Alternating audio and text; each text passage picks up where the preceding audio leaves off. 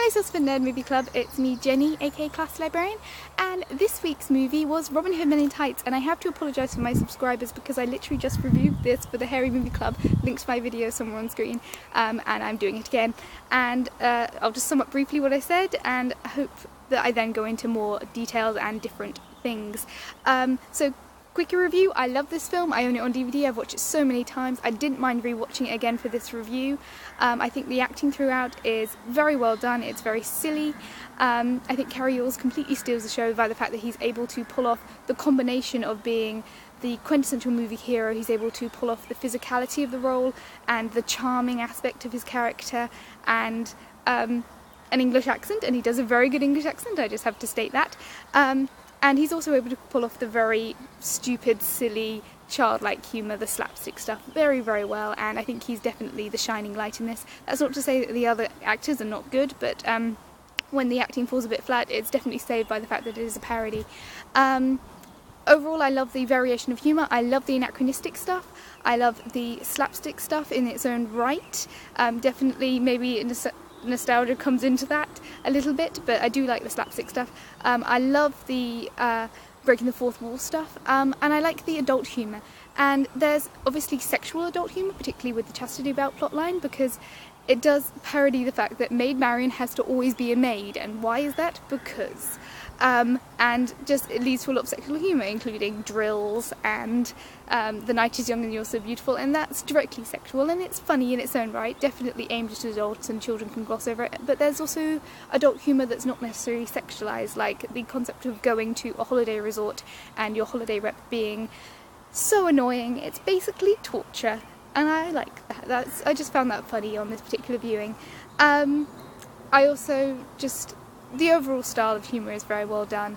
I think the reason why I can watch this over and over again is not just because of the variation of humour and the fact that there's multiple things going on, there's multiple types of humour, and there's so much going on that you can get a new joke each time. Like, I never understood the Home Alone reference until this viewing. I know, shock horror.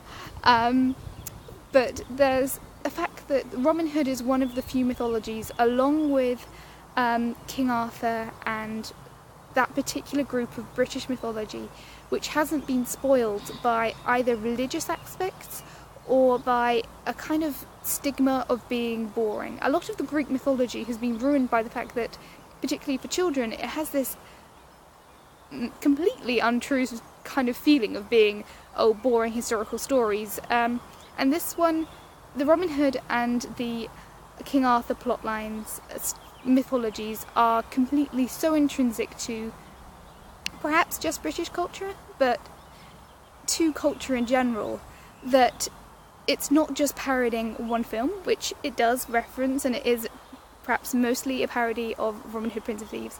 It's not just parodying that, it's not just parodying Robin Hood films, it's not just parodying fantasy films in general, it's parodying something that's very rooted in British culture, and that maybe that's just me and maybe that's just my interpretation, but I love the fact that it parodies something that's so intrinsic and so deep-rooted in, at least my opinion, of British culture. And I love it. That being said, going into more details, obviously Robin Hood Prince of Thieves, or your Prince of Thieves you, is beautiful. A lot of the plot lines are obviously taken from that. He's gonna deflower her in the tower. And then, of course, there's Robin Hood reference in general. I love the fact that it references not only Robin Hood Prince of Thieves, but it also references this very kind of theatrical pantomime version of Robin Hood, particularly with the songs and all of that sort of thing.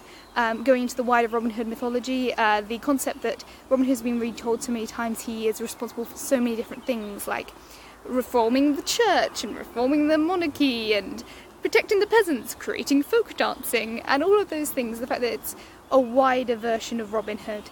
And then it goes into the British stuff that I just love. I'm English, just allow me a little bit of egotism. And patriotism, there we go. I've talked for way too long, but basically I love this film. I like the fact that it's so just funny and entertaining, and every time I can get something new out of it. Yes, sometimes the jokes make me groan, and perhaps in another viewing I will feel incredibly bored, but I still like it.